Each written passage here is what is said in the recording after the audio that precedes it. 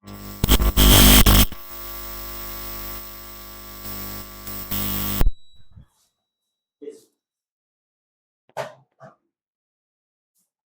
बच्चों, welcome to the raise institute. आज हम लोगों को अपने बायो का एक बहुत ही अच्छा चैप्टर रिप्रोडक्टिव हेल्थ कवर करना है बच्चों। देखिए, रिप्रोडक्टिव हेल्थ आप लोगों ने अगर अपने स्कूल में या अपने एनसीईआरटी से पढ़ा होगा तो आप लोगों को ये तो पता होगा कि ये जो चैप्टर है ये हमारा एक ये लॉजिकल इंटरप्रिटेशन के अराउंड ही घूमता रहता है। ठीक, अगर आप लोगों को किसी कॉन्सेप्ट के पीछे का क्या लॉजिक है अगर आपको ये समझ आ जाता है तो आप लोग रिप्रोडक्टिव हेल्थ में अच्छे नंबर निकाल सकते हैं। रिप्रोडक्टिव हेल्थ एक बहुत ही सिंपल चैप्टर है।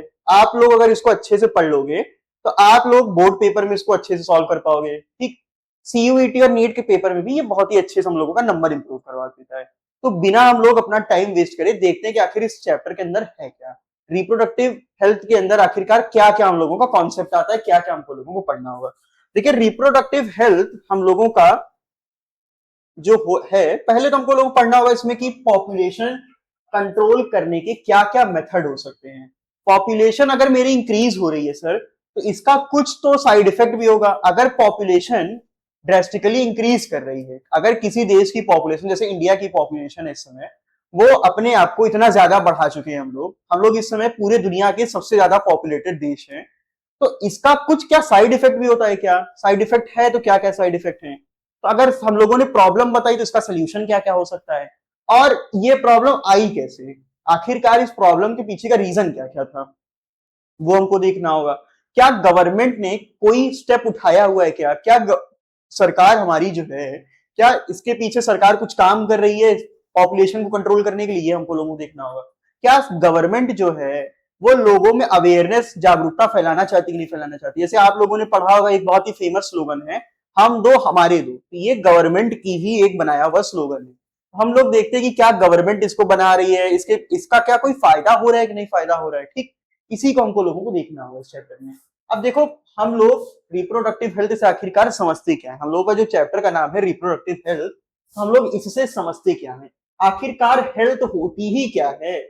अगर मैं कहता हूं कि कोई मेरा भाई बहन है या मेरा कोई स्टूडेंट है वो हेल्दी स्टूडेंट है, वो कैसा है, स्वस्थ है वो, तो आखिरकार इससे मैं आप लोगों को क्या बताना चाहता हूं? देखो, डब्ल्यूएचओ ने अपनी खुद की एक डेफिनेशन दे करके रखी हुई है कि क्या कोई इंसान हेल्दी है कि नहीं, क्या कोई इंसान स्वस्थ है कि नहीं है।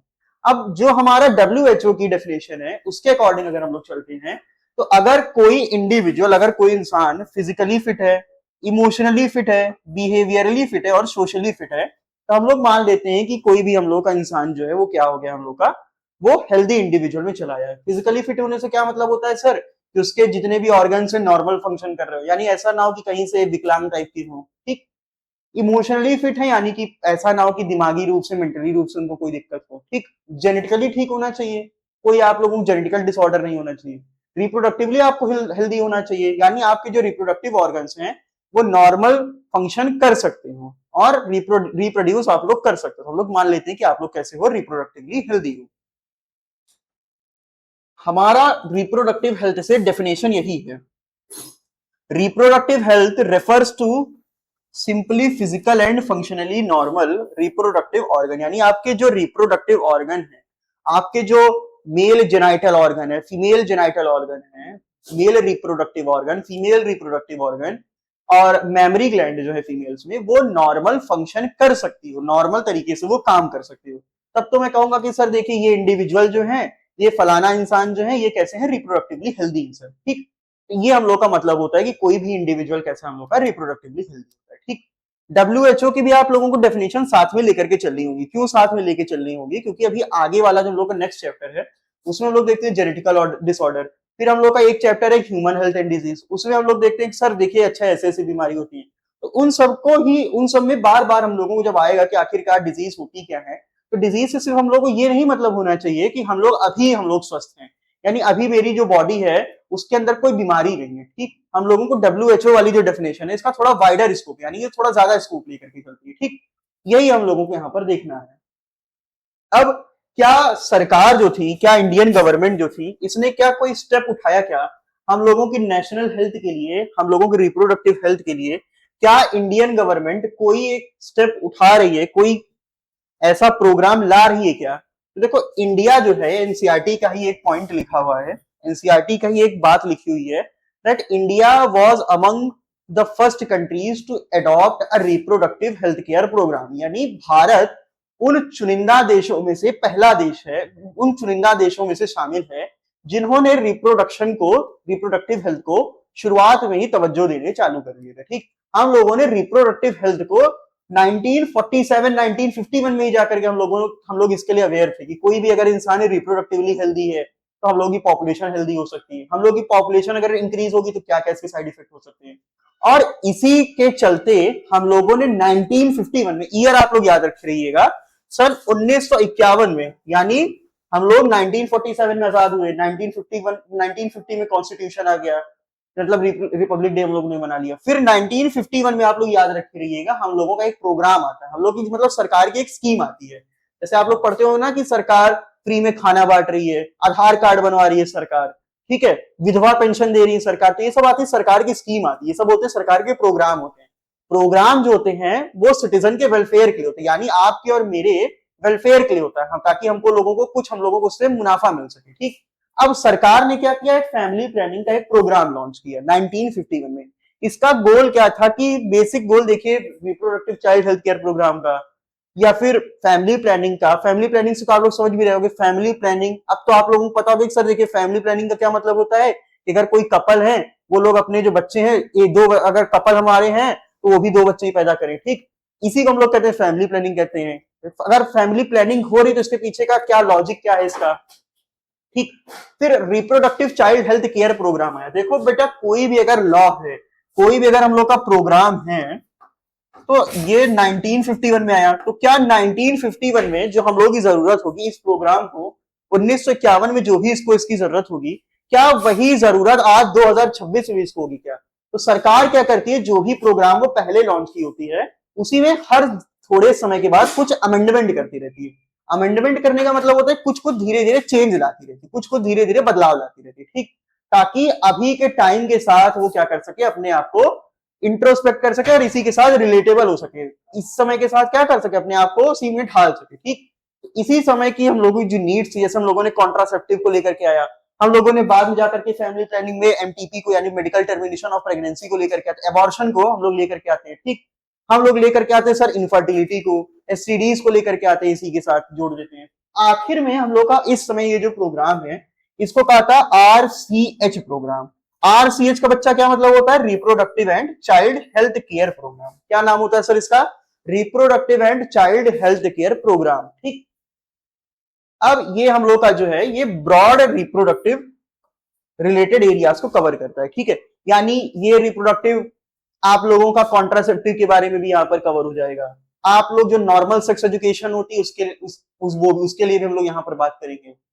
हम लोगों का जो एमनियोसेंटेसिस होती है, जो बच्चे का जेंडर जाना जाता है पेट में, उसके बारे में भी हम लोग यहाँ पे देखेंगे। ठीक, यही करते हुए हम लोग क्या करते हैं, आरसीएच में हम लोगों ने सब कुछ ला करके रख दिया। ठीक, तो आरसीएच एक हम लोगों के अम्ब्रेला टर्म हो जाता है, अम्ब्रेला यानी कि छाता एक हम लोग का बन गया। ठीक, अब सरकार कोई भी मुहिम लेकर के आती है, कोई भी प्रोग्राम लेकर के आती है, हो सकता है कि वो लेकर के आती कॉन्ट्रासेप्टिव के बारे में कोई प्रोग्राम, तो अम्ब्रेला स्कीम के अंदर वो वाला प्रोग्राम नहीं चलाएगा, यानी आरसीएच के अंदर ही वाला प्रोग्राम नहीं चलाएगा। अगर ले आती है कि लोगों को पॉपुलेशन इंक्रीज होने के लिए अवेयर हम लोग कराना चाहते हैं, तो वो भी इसकी अंदर में चलाएगा। ठीक, आरसीएच क्या जाती है, एक अम्ब्रेला स्कीम हो जाती है। क्या हो जाती है सर, अम्ब्रेला, अम्ब्रेला यानी कि एक छाता हो जाती है। और इस छाते के अंदर, इस अम्ब्रेला के अंदर गवर्नमेंट की जो भी रिप्रोडक्शन के रिलेटेड स्कीम्स होंगी वो सभी की सभी इस अम्ब्रेला के अंदर चली जाएंगी। ठीक, अब देखते हैं कि सर क्या हम लोगों को पब्लिक अवेयरनेस अगर फैलानी है तो हम लोग कैसे फैला सकते हैं। देखो बच्चा, जब 1951 में फैमिली प्लानिंग चालू हुआ था तो उस समय जो इंडिया था वो इतना ज्यादा डेवलप नहीं था। ठीक है, उस समय जो हमारे गांव हुआ करते थे, गांव छोड़िए शहर भी जो हुआ करते थे, हर शहर में क्या हम लोगों का रेडियो हुआ करते थे क्या, उस समय तो टेलीविजन आई भी नहीं थी। ठीक, अगर आई भी थी तो उसको कोई बहुत बड़े राजा रजवाड़े ही यूज कर रहे होंगे, जो बहुत बड़े करोड़पति होंगे सिर्फ वही यूज कर पा रहे होंगे। तो जो रेडियो था, रेडियो का भी मतलब क्या होता था ना, जैसे बीच सड़क पे उसको रखते थे, 10-20 लोग अगल बगल बैठ जाते तब जाकर के उसको सुनते थे। ठीक है, उसी एक रेडियो से कम 20-30 लोग जा करके उसको सुनते थे। ठीक, अभी क्या हो गया, अभी तो हर घर में सर एक कंप्यूटर है, हर घर में एक टीवी लगी हुई है, हर बच्चे के पास एक फोन है। 1951 में ऐसा सिनेरियो नहीं था। 1951 में चीजें अलग थी। तो हम लोगों को अगर उस समय पर अवेयरनेस फैलानी थी तो हम लोग उस समय पे कैसे फैलाते, इस समय पे कैसे फैलाते, अभी के मामले में हम लोग कैसे फैला सकते हैं। तो अभी तो चली आई प्रिंट मीडिया, चली आई है। प्रिंट मीडिया यानी कि न्यूज़पेपर चले आए हम लोगों के। ठीक, हम लोगों के पैम्पलेट्स हम लोग बंटवा सकते हैं।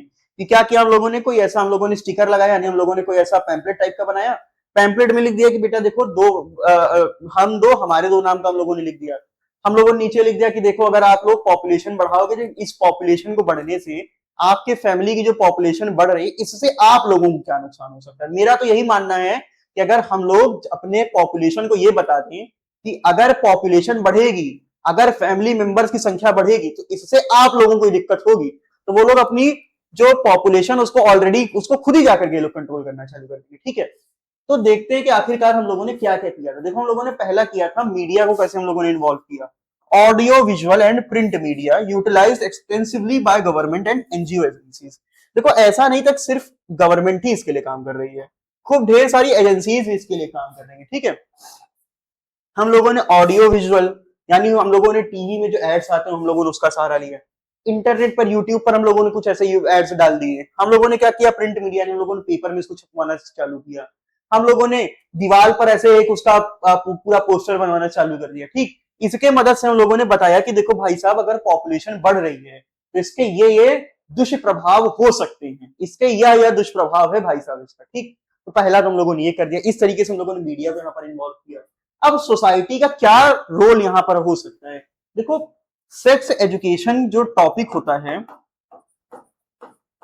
ये अभी भी थोड़ा सा टैबू टाइप का टॉपिक है। टैबू होने का मतलब होता है कि लोग इसके बारे में ना खुल करके बात ही नहीं कर सकते। ठीक है, तो अगर मैं टीचर्स को ही अवेयर करा देता हूं, हम लोग तो टीचर्स हैं, हम लोगों को ही अगर हम ही लोग अवेयर हैं, हम लोग अगर अपने स्टूडेंट्स को समझाते हैं, वो स्टूडेंट्स आगे जाकर के जब रिप्रोड्यूस करेंगे, अगर वो सेफ सेक्सुअल प्रैक्टिसेस को लेते हैं, हाइजीनिक सेक्सुअल प्रैक्टिसेस करते हैं, तो इससे रिप्रोडक्टिव हेल्थ इंप्रूव होने के 100% चांसेस हैं। ठीक, तो हम लोग क्या करते हैं, हम लोग कुछ लोगों को सिखा देते हैं जो कि आगे जाकर के और लोगों को सिखाते हैं। जैसे हम लोग सिखा देते हैं, पेरेंट्स को सिखा देते हैं। ठीक, हम लोग किसको सिखा देते हैं, मम्मी पापा को सिखा देते हैं। ठीक, अब मम्मी पापा बच्चे को अपने सिखाएंगे, यानी माँ अपने बच्चे को सिखाएंगी। ठीक, बाप पिताजी अपने बच्चों को सिखाएंगे। ठीक, हम लोगों ने क्या किया, पेरेंट्स को सिखाना चालू कर दिया, हम लोगों ने टीचर्स को सिखाना चालू कर दिया। अभी भी आप लोग पहले के टाइम पे देखेंगे ना, अभी तो बहुत अच्छे से सेक्स एजुकेशन के बारे में बात होना चालू हो गया है। पहले के टाइम पे सेक्स एजुकेशन के बारे में लोग सही से बात ही नहीं कर सकते थे। ठीक, तो ये इसको टैबू समझा था। लोग सोचते थे कि नहीं ये तो बड़ी घिसी पिटी चीज है, बड़ी खराब चीज है, इसके बारे में हम लोग ऐसे खुल करके कैसे बोल सकते हैं। ठीक, तो हम लोगों ने क्या किया, उसके लिए जो टैबू है, उसके लिए जो बंधन है, पहले हमको उसको तोड़ना पड़ेगा। ठीक, ये भी एक टाइप की लाइफ प्रोसेस होती है।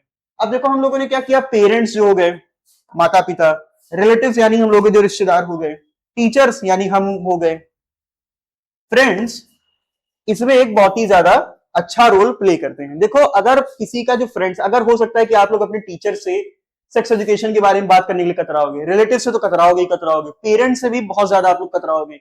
बट अगर आपका कोई फ्रेंड है, अगर उसको सेक्स एजुकेशन अच्छे से प्राप्त है, अगर उसको सेक्स एजुकेशन अच्छे से उसको मिली हुई है, तो वो आपको अच्छे, आप उससे शर्माओगे भी नहीं और वो आपको सही से एडवाइस भी दे पाएगा। ठीक, इसीलिए हम लोगों ने क्या करना चालू कर दिया, फ्रेंड्स को भी अवेयर करवाना चालू करवा दिया। ठीक, अब इसके लिए हम लोगों ने किसका इस्तेमाल करेंगे, प्रिंट मीडिया का इस्तेमाल करेंगे, ऑडियो विजुअल मीडिया का इस्तेमाल करेंगे। ठीक है, इसके लिए हम लोगों ने किसका किसका इस्तेमाल करना चालू किया, प्रिंट मीडिया का और ऑडियो विजुअल मीडिया का इस्तेमाल करना चालू कर दिया। ठीक, अगर अभी आप लोगों को रिप्रोडक्टिव के लेकर के, रिप्रोडक्शन को लेकर के, सेफ सेक्स प्रैक्टिसेस को लेकर के, कॉन्ट्रासेप्टिव्स को लेकर के कोई भी डाउट होता है तो आप लोग सिंपल से यूट्यूब पर जाकर के सर्च कर सकते हो। इंटरनेट का जमाना है, गूगल और यूट्यूब बाबा पे सब कुछ आपको लोगों को मिल जाएगा। ठीक, सेक्स एजुकेशन को हम लोगों ने स्कूल में भी एंकरेज करना चालू कर दिया। बट देखो सेक्स एजुकेशन को हम लोगों ने सिर्फ ऑन पेपर ही स्कूल में इसको इंप्लीमेंट किया था। ठीक, क्लास 10th में भी एक चैप्टर है रिप्रोडक्शन के बारे में, जब इसके बारे में पढ़ाया जाता था टीचर्स के, देखो आप लोग खुद ही देख रहे होगे टीचर्स कितनी जल्दी जल्दी इसको खत्म कर रहे थे, कितने टॉपिक्स को यहाँ पे स्किप कर दिया गया होगा। ठीक, होता क्या था कि लड़का और लड़की एक ही साथ क्लास बैठ रहे हैं, तो टीचर्स को भी थोड़ा सा शर्म आ जाता है कि हम लोग कैसे इसको पढ़ाएं। ठीक, तो सेक्स एजुकेशन को पढ़ाना चाहिए, हमको लोगों को, बच्चों को पढ़ाना चाहिए। ठीक, अभी जो हम लोग यहाँ पर पढ़ा रहे हैं रिप्रोडक्टिव हेल्थ, जो हम लोग पढ़ा रहे हैं क्लास 12 की बायोलॉजी में, इसका एम यही, इसका मकसद यही है कि हम लोग बच्चों को क्या कर सकते हैं, सेक्स एजुकेशन हम लोग उनको पढ़ा सकें। ठीक, कि एडोलसेंट गाइडेंस, अब हम लोग क्या कर सकते हैं, जब बच्चा अपने एडोलसेंट स्टेज में एंटर कर रहा होगा, ठीक, यानी बच्चे जब अपनी रिप्रोडक्टिव एज में एंटर कर रहे होंगे, हम लोग उनको बताएं कि बेटा देखो एचआईवी और एड्स जैसी बीमारियां, एसटीडीज जो होती हैं, इनसे कैसे बचा जा सकता है। हमारी जो बॉडी होती है वो इस समय चेंज कर रही होती है, फीमेल्स में जो हमारी लड़कियां होती हैं उनमें मेंस्ट्रुअल साइकिल आना चालू हो जाता है। ठीक, ये कोई बहुत ज्यादा टैबू वाला टॉपिक नहीं है, ये सब सिंपल से बॉडी वाले चेंजेस हो रहे हैं। ठीक, आपके बॉडी में चेंजेस हो रहे हैं, बहुत अच्छी बात है, हार्मोनल चेंजेस होते हैं, ये सब में होता है ये। ठीक, हर किसी की बॉडी अलग तरीके से यहाँ पर रिएक्ट करती है, हमको लोगों को ये इस बात का इल्म होना चाहिए, हमको लोगों को ये बात पता होनी चाहिए। ठीक, अब आगे हम लोग देखते हैं कि सेफ सेक्सुअल प्रैक्टिसेस होनी चाहिए। अगर कोई इंटरकोर्स कर रहा है, अगर सेक्सुअल प्रैक्टिस हो रही है, तो यहाँ पर जो सेक्सुअल प्रैक्टिसेस है वो सेफ होनी चाहिए, हाइजीनिक होनी चाहिए, कॉन्ट्रासेप्टिव का यहाँ पर यूज होना चाहिए। ठीक, इन सबसे हम लोगों का मतलब होता है यहाँ पे।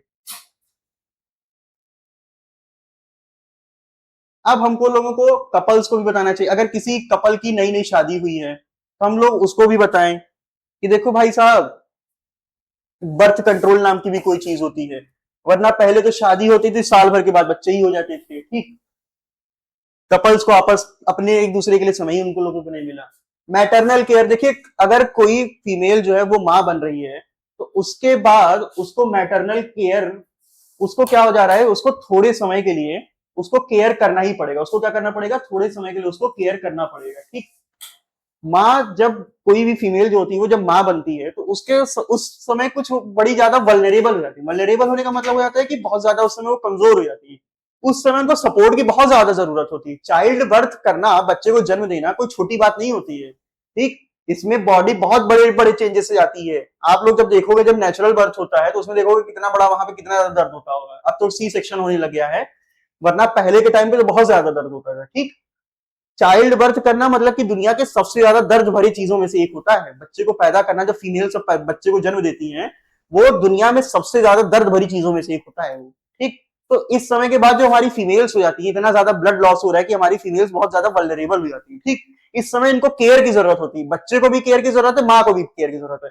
लोग करते क्या है, सोचते हैं कि नहीं बच्चा आ गया हमारा तो लाडो भैया आ गए, बाबू आ गए, तो हम लोग बच्चे को ऊपर ध्यान दें, माँ के ऊपर कोई ध्यान ही नहीं देता। ठीक, तो हमको लोग क्या करना पड़ेगा, मैटरनल केयर भी करना पड़ेगा। ठीक, और देखो यहाँ पे मैटरनल केयर का एक और एस्पेक्ट मैं बताना चाहता हूँ आपको। अब अगर कोई अगर ऐसी फीमेल है जिनके 4-5 बच्चे हुए हैं, बार बार इनका जो ऐसे दर्द भरे साइकिल्स अगर ये गुजरेंगी, तो इससे इनकी हेल्थ जो होगी वो खराब होना चालू हो जाएगी। ठीक, इनकी जो हेल्थ होगी वो कुछ समय के बाद खराब होना ही चालू हो जाएगी। ठीक, ये भी एक रीजन हो सकता है कि आप लोग बता सकते हो, देखो माँ की जो फीमेल है उनकी भी हेल्थ खराब हो रही है, इस वजह से आप लोग, इस वजह से आप लोग जो पॉपुलेशन उसको कंट्रोल में रखो। ठीक, इन्फेंट वेलबींग, यानी जो बच्चा है इसकी भी हेल्थ अच्छी रहे। ठीक, ब्रेस्ट फीडिंग हो, बच्चे को कम से कम 6 महीने तक हम तो ब्रेस्ट फीडिंग करवाई आई जा सके। ठीक है, और क्रूशियल हेल्थ केयर सर्विसेज जो हैं, जैसे कि चाइल्ड बर्थ के बाद कुछ वैक्सीन के डोजेस लगते हैं, वो बच्चे को मिले। ठीक, ये सब बच्चे को मिले। अब ये सब आखिरकार मिलता कहाँ, ये सब दिया जाएगा सरकारी हॉस्पिटल में भी दिया जाएगा, और कुछ कुछ तो पोलियो वाली जो होती है, जैसे पोलियो की जो दवा होती है उसके लिए तो आती है, घर पे भी आती है देने के लिए। जेंडर इक्वालिटी, ये भी बहुत इंपॉर्टेंट टॉपिक होता है। ठीक, मेल और फीमेल बच्चे जो हैं, दो के दोनों को ही इक्वल अपॉर्चुनिटी मिलनी चाहिए, दो के दोनों ही बराबर होते हैं, चाहे लड़का हो चाहे लड़की हो, दो के दोनों ही हम लोगों के बराबर होते हैं। ठीक, दो के दोनों को ही ग्रोथ के ऊपर ध्यान देना चाहिए, दो के दोनों के ही एजुकेशन के ऊपर ध्यान देना चाहिए, दो के दोनों के ही न्यूट्रिशन के ऊपर यानी खाने पीने के ऊपर भी ध्यान हमको लोगों को देना चाहिए। Encouraging equal growth and nutritional opportunity for both male and female children. अभी के समय में क्या होता है, जो फीमेल्स होती हैं इनको थोड़ा डिस्करेज किया जाता है, इनको क्या किया जाता है सर, डिस्करेज किया जाता है, यानी इनकी जो एजुकेशन होती है इसके ऊपर ज्यादा ध्यान नहीं दिया जाता है। ठीक, इनको तो कहा जाता है कि आप तो आगे जाकर के शादी ही करने वाली हो, तो क्यों आपको इतना ज्यादा पढ़ाया जाए, आप तो पराया धन हो, तो पराये धन के ऊपर हम लोग अपना धन क्यों इन्वेस्ट करें। ठीक, तो काफी खराब सोच रही थी, काफी ज्यादा ये पुरानी टाइप की सोच है, पिछड़ी टाइप की सोच है। अब जो हमारी लड़कियां हैं, हमारी छोरियां जो हैं, वो क्या छोरों से कम है क्या, हमारी लड़कियां क्या लड़कों से कम है क्या।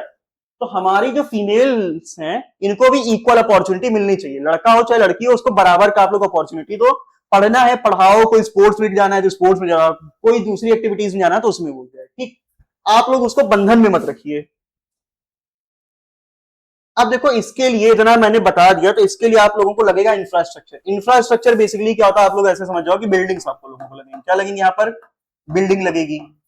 ठीक, बिल्डिंग से कौन सी बिल्डिंग लगेगी? हॉस्पिटल में ही तो जाओगे ना आप लोग। अगर तबीयत खराब होगी तो कहाँ जाओगे? हॉस्पिटल जाओगे। हमको लोग क्या करना पड़ेगा? हॉस्पिटल बनाना पड़ेगा। ठीक, गांव में भी एक क्लिनिक बनाना पड़ेगा। जैसे अब तो मोहल्ला क्लिनिक का कॉन्सेप्ट बन गया है, हर मोहल्ले में एक क्लिनिक बन जाता है, छोटा सा क्लिनिक बन जाता है। ठीक, वहां पे सरकार की भेजी हुई कुछ दवाएं रहती है, वहां पर मिल जाती है फ्री में। ठीक, और ऐसा नहीं कि क्लिनिक बना करके छोड़ दो, यहाँ पर हमको लोगों को प्रोफेशनल मेडिकल एक्सपर्ट्स की भी जरूरत होती है, यानी डॉक्टर्स की जरूरत पड़ेगी, नर्सेस की यहाँ पर हमको लोगों को जरूरत पड़ेगी। ठीक, यहाँ पर प्रेगनेंसी के दौरान, यानी कोई अगर फीमेल है, प्रेग्नेंट है, तो उसको यहाँ पर असिस्ट किया जा सके, डिलीवरी के दौरान उनको असिस्ट किया जा सके, एसटीडीज के बारे में बताया जा सके, एबॉर्शंस क्या होता है इसके बारे में बता, और इनफर्टिलिटी के बारे में भी यहाँ पर बात किया जा सके। ठीक, continuous introduction of modern technologies and medical strategies, ये तो बहुत अच्छा पॉइंट है। हम लोगों को नई नई टेक्नोलॉजीज को अपने मेडिसिन में, अपने मेडिकल फील्ड में इंप्लीमेंट करना ही चाहिए। ठीक है, legal action against sex abuse. Sex abuse यानी फीमेल्स के अगेंस्ट में अगर कोई अब्यूज कर रहा है, जैसे कि लड़कियों को पढ़ने नहीं दे रहा है, लड़कियों को पीट रहा है, ठीक, तो ये हम लोग आ जाते हैं सेक्स अब्यूज में चला आता है। ठीक, इसके लिए हमको लोगों को पुलिस को बुलाना चाहिए, इसके लिए हमको लोगों को लीगल एक्शन लेने चाहिए। ठीक, लड़कियों के अगेंस्ट अगर कोई क्राइम हो रहा है, जैसे दहेज का एक क्राइम हो जाता है, पॉपुलेशन एक्सप्लोजन से हमको लोगों को अवेयर करवाना चाहिए कि अगर आप लोग पॉपुलेशन अगर एक्सप्लोड कर जा रही है, जिससे आपको लोगों को क्या क्या दिक्कत हो सकती है। Nationwide massive child immunisation drives, यानी बच्चों को वैक्सीन हम लोग देते हैं यहाँ पे। ठीक, building a socially conscious responsible and healthy society. अब हम लोग का जो समाज है वो सोशली यानी सामाजिक रूप से इसको पता होना चाहिए कि भाई साहब देखो, रिप्रोडक्शन करने, अगर आप हम लोग की पॉपुलेशन बढ़ेगी तो हमको लोगों को ये दिक्कत हो सकती है। ठीक, जैसे कि अगर आप किसी फैमिली में 4 या 5 बच्चे हो गए, तो 5 बच्चों का आप 5 के 5 मैं मानता हूँ लड़के ही हो गए, मैं ये भी नहीं मान रहा हूँ यहाँ पे लड़की हुई है। ठीक, क्यों लड़की नहीं मान रहा हूँ? लड़की का एग्जाम्पल लूंगा तो कुछ लोग कहेंगे सर उनको पढ़ाइए ही मत। ठीक, 5 के 5 आपके लड़के हो गए, 5 के 5 जो आपके लड़के हैं वो आगे जाकर के पढ़ेंगे ही पढ़ेंगे। जब आगे जाकर के पढ़ेंगे तो इनकी एजुकेशन में क्या 5 के 5 बच्चों की एजुकेशन आप इतने अच्छे तरीके से अफोर्ड कर पाओगे क्या? ठीक, इसी वजह से मैं कह रहा हूँ कि आप लोग पॉपुलेशन कंट्रोल करो। 5 के 5 कपड़ों को आप क्या, 5 के 5 बच्चों को क्या आप अच्छे से रोटी कपड़ा मकान दे पाओगे क्या? नहीं दे पाओगे। आप लोग फूड शेल्टर और क्लोथिंग आप लोग दे ही नहीं पा रहे हो। जब आप लोग नहीं दे पा रहे हो तो इसका साइड इफेक्ट दिखेगा, बच्चों को ऊपर दिखेगा ही दिखेगा। आप 5 बच्चे पैदा कर ले रहे हो और आप लोग उनका सही से देखभाल ही नहीं कर पा रहे हो, तो क्या मतलब हुआ इसका? इसीलिए हमको लोगों को सोशली कॉन्शियस, रिस्पॉन्सिबल और हेल्दी सोसाइटी बनानी चाहिए। अब एक बहुत ही जघन्य अपराध होता है, एक बहुत ही खराब हम लोगों का एक क्राइम होता है, मैं तो उसको कहता हूं, जिसका नाम होता है एमनियोसेंटेसिस होता है। एमनियोसेंटेसिस अभी इस समय इंडिया में बैन है।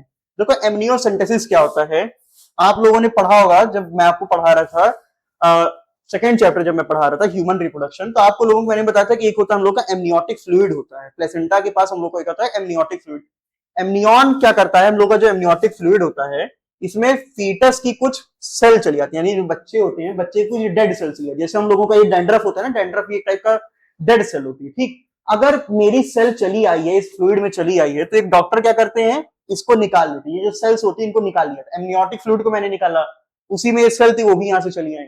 अब अगर जो मेरा सेल है, जैसे ये मेरी सेल है, सेल के अंदर पाया जाएगा ये मेरा न्यूक्लियस, न्यूक्लियस के अंदर पाया जाएगा मेरा क्रोमोसोम। क्या पाया जाएगा गुरुजी? क्रोमोसोम पाया जाएगा मेरा। क्या पाया जाएगा सर? क्रोमोसोम पाया जाएगा। क्रोमोसोम को देख करके क्या बताया जा सकता है क्या कि किसी का जेंडर क्या है, कि क्या कोई मेरा मेल है कि क्या कोई मेरा फीमेल है। ठीक, इसी प्रैक्टिस को कहा जाता है एमनियोसेंटेसिस कहा जाता है। ठीक, अगर जो मेरा फीटस है, जो मेरे बच्चे हैं, अगर वो फीमेल होंगे तो फीमेल को मार दिया जाता है यहाँ पे। इसीलिए मैं कह रहा हूं ये बहुत बड़ा जघन्य अपराध है। It is a crime against humanity, ये इंसानियत के ऊपर ही एक प्रहार किया जा रहा है। इसी वजह से भारत की सरकार ने क्या कर दिया, इसको बैन करा करके रखा हुआ है। ठीक, डिटेक्ट्स जेनेटिक डिसऑर्डर। अब देखो इसका यूज यहां पर ऐसे ही हो रहा था, ठीक है, हम लोग इसका ऐसे यूज कर रहे थे, बट इसका यूज जेनेटिक डिसऑर्डर के लिए भी किया जा सकता। अभी इसी सेल से, इसी क्रोमोसोम से हम लोग क्या पता कर सकते हैं, जेनेटिक डिसऑर्डर भी पता कर सकते थे।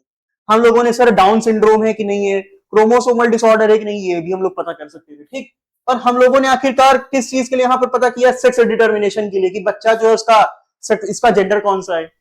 कोई भी चीज आप लोग यूज कैसे करते हो उसके ऊपर डिपेंड करता है कि वो अच्छी है कि बुरी है।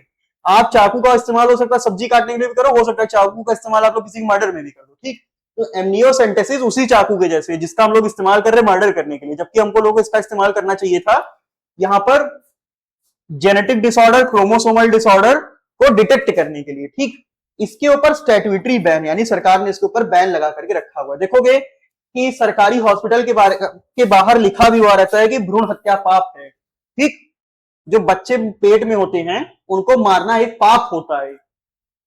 अब देखो ये हम लोगों के कुछ रिसर्च एंड हेल्थ इंडिकेटर है जिसको रिप्रोडक्टिव हेल्थ में काम आए तुम लोगों की। सहेली नाम की एक ओरल कॉन्ट्रासेप्टिव आती है, इसके बारे में हम लोग आगे देखते हैं, जो कि CDRI में बनाई गई, सेंट्रल ड्रग रिसर्च इंस्टीट्यूट में, जो कि है लखनऊ में। ठीक, नॉन स्टेरॉइडल वीकली ओरल पिल है।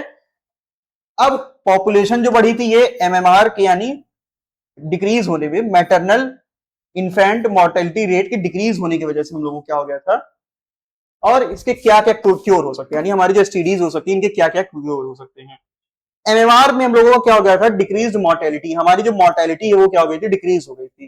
पोस्ट नेटल केयर यानी चाइल्ड बर्थ के बाद चाइल्ड की और माँ की अच्छे से आप लोग देखभाल करिए। इसके वजह से क्या हो जाएगा कि मैटरनल यानी माँ का जो माँ, देखो होता क्या है ना, कभी कभी माँ बच्चे को जन्म देते ही समय मर जाती है। आप लोग देखते हो पुरानी बॉलीवुड की मूवी में होता था कि ये तो बच्चे को जन्म देते समय माँ ही मर गई। ठीक, तो बच्चा अनाथ बन जाता है, फिर आगे जाकर के एकदम अमिताभ बच्चन जैसा बड़ा सा हीरो बन जाता है। ठीक, तो वही सेम चीज यहाँ पर भी होती है। मैटरनल और इन्फेंट मोर्टेलिटी रेट का क्या मतलब, अब इन्फेंट मोर्टेलिटी रेट क्या होती है, सर देखिए बच्चा पैदा हुआ, बच्चा जी जा रहा है, मतलब 2 साल के ऊपर 3 साल के ऊपर जाकर के जी जा रहा है। ठीक, कभी कभी क्या होता है, बच्चे पैदा होते हैं, खुदा ना खास्ता वो खत्म हो जाते हैं, उनकी बेचारों की डेथ हो जाती है। ठीक, तो अगर हम लोग उनको अच्छी हेल्थ केयर वहां पर उसी समय प्रोवाइड करा दे, बच्चा जब उसका बर्थ हो रहा है, अब माँ ने जब डिलीवरी दिया है, तो उसी समय हम लोग क्या कर रहे हैं, बच्चे को और माँ को दोनों को ही हम लोग क्या कर रहे हैं, अच्छी यहाँ पर केयर प्रोवाइड करा दे रहे हैं।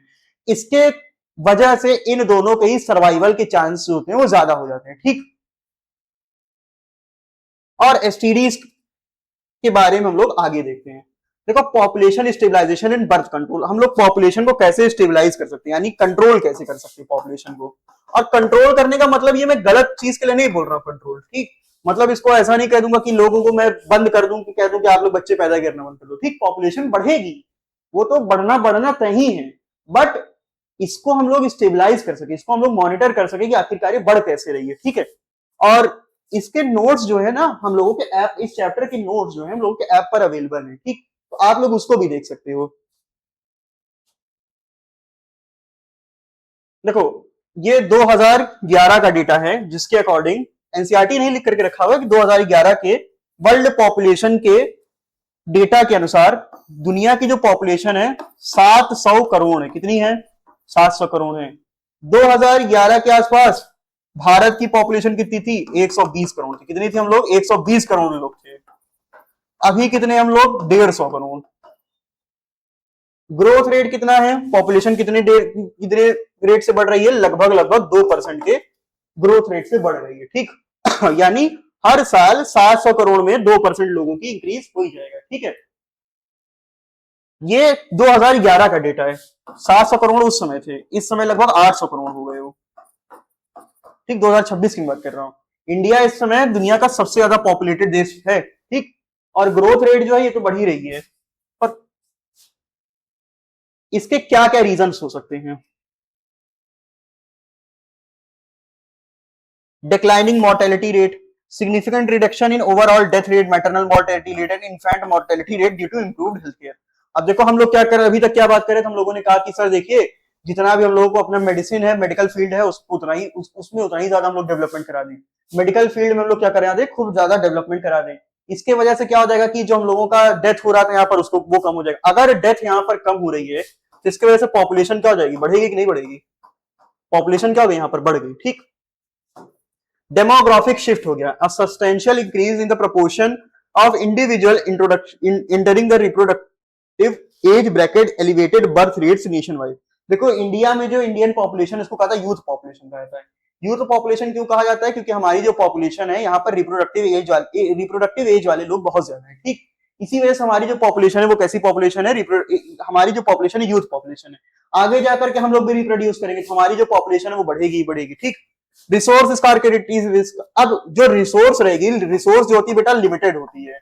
रिसोर्स से क्या मतलब समझ सकते हो आप लोग, रोटी कपड़ा मकान समझ सकते हो। समझ सकते हो कि आप लोग क्लोथ और शेल्टर और फूड, रोटी कपड़ा मकान, ठीक। रिसोर्स तो आप लोगों की लिमिटेड है, तो ये सब जो होगा एक समय के बाद हमको लोगों को इसके लिए भी लड़ाई करना पड़ जाएगा, ठीक। इसका रिजल्ट ये हो जाता है। अब इसके वजह से हम लोगों का एक बहुत ही, हम लोगों ने इसके पीछे बहुत काम किया, सरकार ने इसके पीछे ना, अब ये तो इस बात का कोई डाउट ही नहीं, सरकार ने इसके पीछे बहुत ज्यादा कंट्रोल करने के इसके पीछे काम किए, ठीक। देखो एक बहुत पॉपुलर एक स्लोगन आया जिसका नाम है हम दो हमारे दो, इसका मतलब है वन चाइल्ड। और अब तो आगे जाकर के इस समय जो अर्बन पॉपुलेशन है, शहर की जो पॉपुलेशन है, वो वन चाइल्ड नॉर्म यानी एक बच्चे के ही ऊपर टिकी हुई है, यानी एक कपल होगा वो सिर्फ एक बच्चे को ही जन्म देगा। स्टैट्यूटरी एज रिस्ट्रिक्शन यानी शादी की जो एज है वो इस समय 18 हो गई लड़कियों के लिए और 21 हो गई लड़कों के लिए, ठीक। यानी 18 साल से कम की लड़कियों की शादी करना एक हम लोग का जुर्म हो जाता है, हम लोग का क्या हो जाता है, हम लोग का ये क्या हो जाता है कि एक जुर्म है, ठीक। इसके ऊपर लीगल एक्शन लिया जा सकता है और 21 साल से कम के लड़कों की शादी नहीं किया जा सकता है। Government financial and social incentives provided to couples who adopt small family, जो भी छोटी फैमिलीज होंगी इनको कुछ सरकारी बेनिफिट्स मिलेंगे, ठीक। Reproductive and child health care programme, maternal programme के साथ ही साथ इसको भी साइड में चलाया जा रहा है। Characteristics of an ideal contraceptive, देखो कॉन्ट्रासेप्टिव तो हम लोग अभी थोड़ी देर में पढ़ते हैं, बट इसके क्या क्या कैरेक्टर हो सकते हैं, इसके क्या क्या हम लोगों के कैरेक्टर्स हो सकते हैं। पहला तो होना चाहिए यूजर फ्रेंडली होना चाहिए, यानी कि सिंपली अवेलेबल होना चाहिए, हर किसी को आसानी से मिल जाए, ठीक। सिंपल टू यूज यानी आसानी से इसका यूज भी किया जा सकते हैं। मैंने क्या बताया था रिप्रोडक्शन सेक्स के बारे में, अभी भी लोग खुल करके बात नहीं कर पा रहे हैं, तो हम लोग जब बताएंगे कि हमको लोग कॉन्ट्रासेप्टिव यूज करना है तो सबके सामने बताएंगे तो हमको लोग खुद ही शर्म आएगी थोड़ी सी। इसी वजह से ये यूजर फ्रेंडली भी होना चाहिए, सिंपली अवेलेबल भी होना चाहिए और हम लोग इसको आसानी से यूज भी कर सके, ठीक। हाई एफिशिएंसी होनी चाहिए, मतलब कि अच्छे से काम कर सके, जैसे कॉन्डम्स होते हैं बहुत आसानी से काम कर लेते हैं, ठीक। उनका जो रेट होता है, एफिशिएंसी रेट होता है, वो भी बहुत ज्यादा होता है। रिवर्सिबल भी होते हैं, यानी एक बार अगर आप लोग यूज कर रहे हो तो उसके बाद हो सकता है कि उसका जो इफेक्ट होगा वो परमानेंट नहीं होता है, ठीक। पर कुछ ऐसे कॉन्ट्रासेप्टिव मेथड्स भी होते हैं जिनका जो इफेक्ट होता है वो परमानेंट भी हो सकता है अगर आप लोग उसको बहुत ज्यादा यूज कर लो, ठीक। मिनिमल साइड इफेक्ट यानी इनका जो साइड इफेक्ट है वो या तो एकदम कम होना चाहिए या तो एकदम ना के बराबर होना चाहिए। जैसे कॉन्डम्स के साइड इफेक्ट लगभग ना के बराबर हैं। कॉन्ट्रासेप्टिव मेथड जो होते हैं, हमारी जो पिल्स आती है, इनके बहुत ढेर सारे मेथड है। आई पिल का तो बहुत ही ज्यादा हम लोग का होता है साइड इफेक्ट, ठीक। यूजर कंपेटिबिलिटी यानी सेक्सुअल ड्राइव में कोई भी इंटरफेरेंस नहीं होना चाहिए, ठीक। लिबिडो यानी सेक्सुअल ड्राइव जो होती है उसके साथ ये कोई भी खिलवाड़ ना करे, जैसे कॉन्डम पहनने के बाद और कॉपर टी लगवाने के बाद जो हमारा लिबिडो है वो इंक्रीज या डिक्रीज ना हो जाए, ठीक। ब्रॉड कैटेगरीज, अब देखो कितने टाइप के हमारे हो सकते हैं, नेचुरल हो सकते हैं, बैरियर्स हो सकते हैं, आईयूडीज हो सकते हैं, ओरल पिल, इंजेक्टेबल्स, इम्प्लांट्स और सर्जिकल मेथड हो सकते हैं।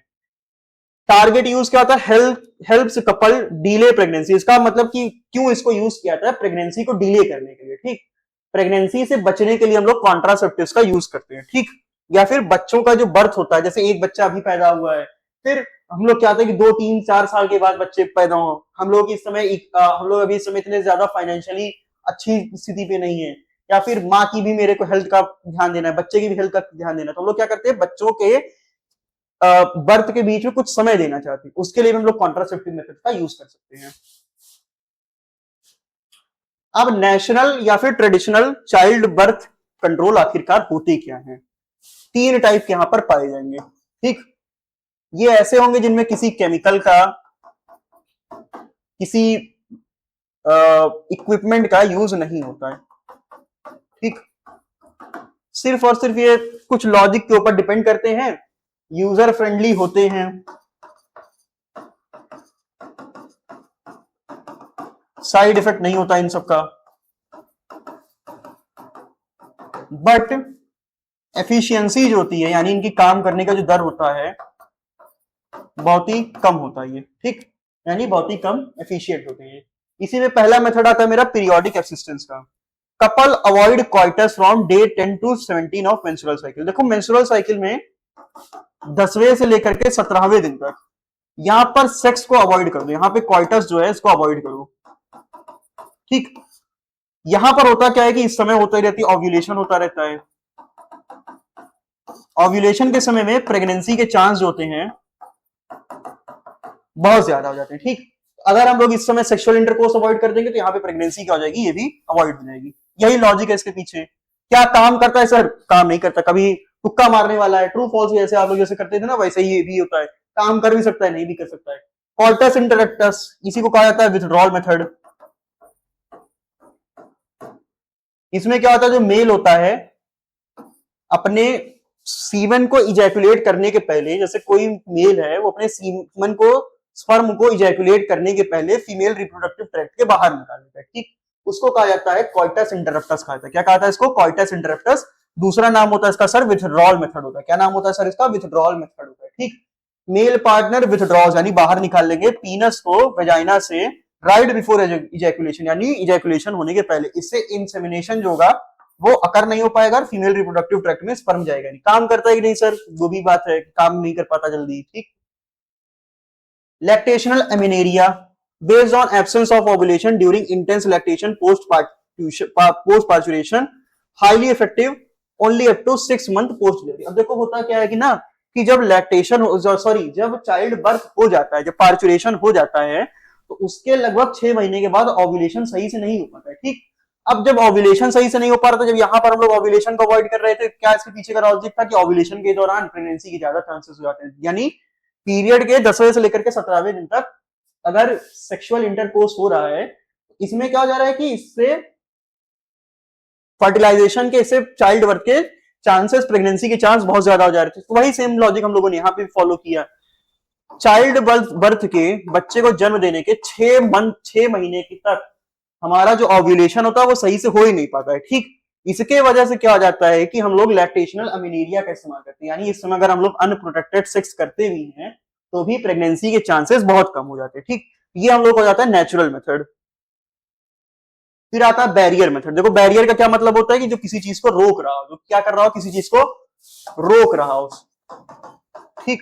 इनके पीछे क्या लॉजिक होता है कि जो सीमन होता है, जो हम लोग का स्पर्म होता है, उसको फीमेल रिप्रोडक्टिव ट्रैक्ट में जाने से रोक देते हैं, ठीक।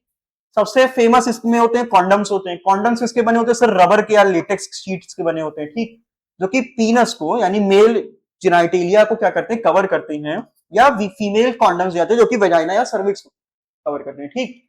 ये सीमन की एंट्री, जो सीमन होगा यानी जो हम लोग का स्पर्म होगा, इसकी एंट्री फीमेल रिप्रोडक्टिव ट्रैक्ट में करवाने से रोक देता है। ब्रांड निरोध, एक हम लोग का ब्रांड आता है निरोध, जो कि बहुत ज्यादा पॉपुलर नहीं है, हिंदी में तो निरोध को ही बहुत ज्यादा पॉपुलर समझा जाता है। देखो ये होता है फीमेल कॉन्डम्स होते हैं, फीमेल कॉन्डम्स क्या कर रही है यहाँ पर, अपनी वेजाइना में ये लोग इंसर्ट कर रहे हैं, ठीक। देखो कॉन्डम से ही एक फायदा ये भी हो जाता है कि ये एसटीडीज और एड्स जैसी बीमारियों से बचाता है, ठीक। ये क्या कर रहा है, सेक्सुअली ट्रांसमिटेड इंफेक्शन और एड्स दोनों से हमको लोग क्या कर रहा है, बचा रहा है। मतलब क्या कर रहा है, पहला तो प्रेगनेंसी से बचा रहा है, दूसरा क्या कर रहा है, एसटीडी से बचा रहा है, ठीक। तीसरा क्या है कि इसका जो रिवर्सिबल रेट है, यानी इसका कोई परमानेंट साइड इफेक्ट नहीं होता, ठीक। और सेक्सुअल ड्राइव के साथ भी आप लोगों को नहीं खेलता। सर्वाइकल बैरियर यानी डायाफ्राम, सर्वाइकल कैप, वॉल्ट, ये सब भी रबड़ के बने होते हैं, ये सब के सब रियूजेबल भी होते हैं, ठीक। बट अभी तक कॉन्ट्रासेप्टिव मेथड्स में जो सबसे अच्छा मेथड होगा वो होगा कॉन्डम्स होगा। कॉन्डम्स मेल भी आते हैं, फीमेल भी आते हैं, एनसीईआरटी में उसका डायग्राम भी बना करके रखा हुआ है। फिर आते हैं हम लोग स्पर्मिसाइडल एजेंट्स। स्पर्मिसाइडल एजेंट्स क्या होती है, कुछ क्रीम्स होती है, जेलीज होती है, फोम्स होती हैं, जिनको बैरियर्स के साथ यानी कॉन्डम्स के साथ या बैरियर्स के साथ जिनका यूज किया जा सकता है, इनकी इफेक्टिविटी को, इनकी एफिशिएंसी को बढ़ाने के लिए, ठीक। स्पर्मिसाइडल क्रीम्स होती हैं जो कि क्या कर देती है, स्पर्म्स को मार देती हैं, ठीक। क्रीम्स भी आती है, जेलीज भी आती है, फोम्स भी आती हैं। फिर आता है हम लोग का इंट्रा यूटेराइन डिवाइस। इसमें बहुत बच्चे कंफ्यूज हो जाते हैं कि इंट्रा यूटेराइन डिवाइस क्या होता है। इनको कहता है आईयूडीज, क्या कहते हैं इनको, आईयूडी। ये हम लोग की, देखो ये हम लोग की फीमेल रिप्रोडक्टिव ऑर्गन है, ठीक। अब ये वाला जो हम लोग का लगा हुआ है, ये हम लोग का लगा हुआ है कॉपर टी लगा हुआ है हम लोग का, ठीक है। अब देखो होता क्या है कि ये हमारे जो इंट्रा यूटेराइन डिवाइसेस आती है, इंट्रा का क्या मतलब होता है, यूटेराइन का क्या मतलब, यूटेराइन का चलो तुम लोग मतलब समझ गए यूट्रस से, इंट्रा का मतलब इनसाइड समझ लो। ये वाले जो होते हैं इंट्रा यूटेराइन डिवाइसेस, ये होते हैं 3 टाइप के, ठीक। पहला वाला होता है मेरा नॉन मेडिकेटेड टाइप का। ये क्या कर देता है, स्पर्म की फैगोसाइटोसिस जो होती है वो इंक्रीज करा देता है। स्पर्म की क्या कर इंक्रीज करा देता है सर, फैगोसाइटोसिस इंक्रीज करा देता है। इसके एग्जांपल आप लोग याद रख रहे हैं, इसका एग्जांपल होता है लिपिस लूप होता है। क्या होता है इसका एग्जांपल, लिपिस लूप। फिर होते हैं कॉपर रिलीजिंग वाले। देखो कॉपर क्या करता है, जो सीयू होता है यानी कॉपर जो होता है, ये स्पर्म की मोटिलिटी यानी इसके मूवमेंट की कैपेबिलिटी को सप्रेस कर देता है, कम कर देता है, और फर्टिलाइजिंग कैपेसिटी को भी कम कर देता है। देखो ये क्या है, कॉपर टी है। कॉपर टी के ये जो दोनों स्ट्रैंड्स हैं ये, यहां से क्या हो जाएगा, कॉपर यहां पे निकले, क्या निकलेगा यहाँ पे, कॉपर। देखो यहां पर कहीं पे होना चाहिए था, ये यहां पर कहीं पे हम लोग का फर्टिलाइजेशन होना चाहिए था इस स्टमक कैपिलरी जंक्शन के पास। अब यहां से जब कॉपर निकलेगा तो जो भी स्पर्म होंगे यहाँ पर वो मरना चालू हो जाएंगे, सॉरी उनकी मोटिलिटी यहाँ पर कम होना चालू हो जाएगी और उनकी फर्टिलाइजेशन की कैपेबिलिटी यहाँ पर क्या हो जाएगी, कम हो जाएगी यहाँ पे, ठीक।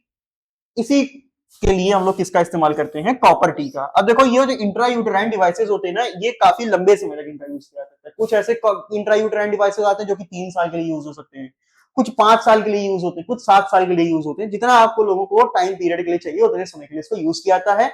डॉक्टर्स ही इसको इंसर्ट करते हैं, ये बात याद रख लीजिएगा कि सिर्फ और सिर्फ डॉक्टर ही इनको इंसर्ट कर सकता है, फीमेल अपने आप से इनको वजाइना में इंसर्ट नहीं कर सकती है, ठीक। कॉपर रिलीजिंग आईयूडीज के एग्जांपल होते हैं कॉपर टी, कॉपर 7, मल्टीलोड 375। अब हार्मोन रिलीजिंग वाले में क्या होती है, एक हम लोग का होता है प्रोजेस्टेरोन आता है, एक आता है एलएनजी आता है, ठीक। ये क्या कर देता है, ये यूट्रस को ही इम्प्लांटेशन के लिए अनसूटेबल बना देता है। क्या बना देता है, अनसूटेबल। यानी हमारा जो यूट्रस, हमारा ये वाला जो पूरा गर्भ है, फीमेल का जो पूरा वूम है, इसको इम्प्लांटेशन यानी फर्टिलाइजेशन हो गई, कोई दिक्कत नहीं, फर्टिलाइजेशन हो लेने दो, कोई भी दिक्कत नहीं। फर्टिलाइजेशन होने के बाद इम्प्लांटेशन जरूरी होता है प्रेगनेंसी के लिए, ठीक। फर्टिलाइजेशन हो गई, हो जाए, कोई दिक्कत नहीं मेरे को, पर अगर इम्प्लांटेशन हो गया तब मैं मानूंगा कोई फीमेल मेरी कैसी है, प्रेग्नेंट हो गई, ठीक। तो हमारे जो हार्मोन रिलीजिंग आईयूडीज होते हैं जैसे प्रोजेस्टेरोन, LNG-20, ये लोग क्या कर देते हैं, ये इम्प्लांटेशन ही नहीं होने देते। कहते लो हम लोग इम्प्लांटेशन ही नहीं होने देंगे, अगर इम्प्लांटेशन नहीं हुआ तो आगे जाकर के प्रेगनेंसी ही नहीं हो पाएगी, ले लो फर्टिलाइजेशन तुम लोग करवा लो, हम लोगों को कोई दिक्कत ही नहीं है।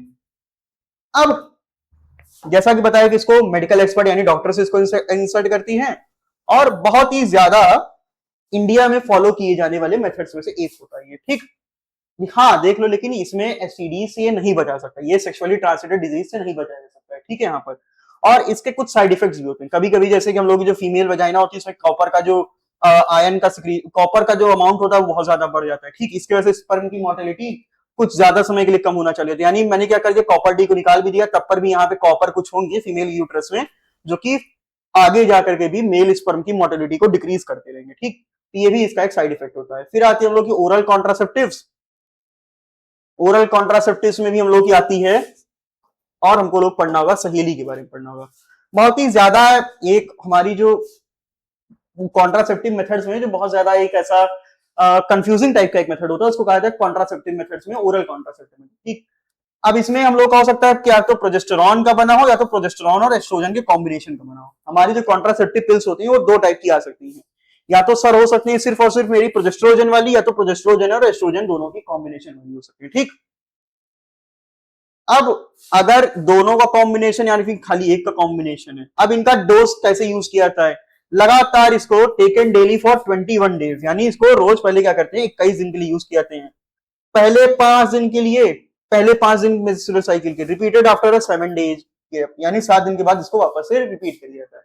मैकेनिज्म क्या होता है कि ये ओव्यूलेशन ही नहीं होने देता और इम्प्लांटेशन ही नहीं होने देता, सर्वाइकल म्यूकस जो होता है उसको ऑल्टर कर देता है और स्पर्म की जो एंट्री होती है उसको बंद करा देता है, ठीक।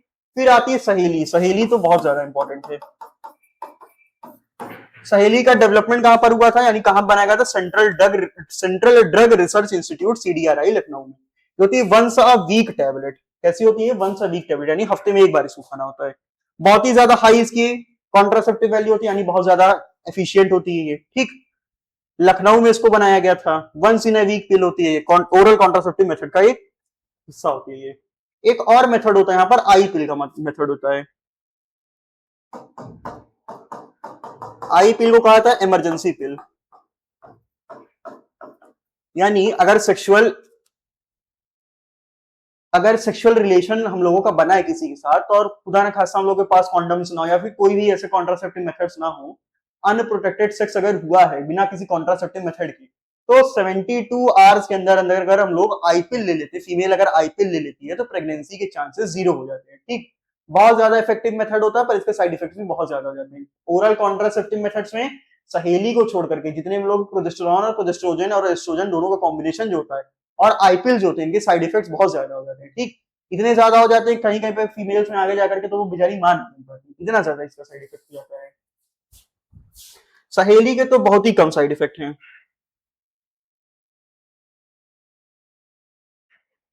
फिर आते हैं हमारे injectables, implants and emergency care, emergency care में देखो वही आईपी आ गई हम लोगों की।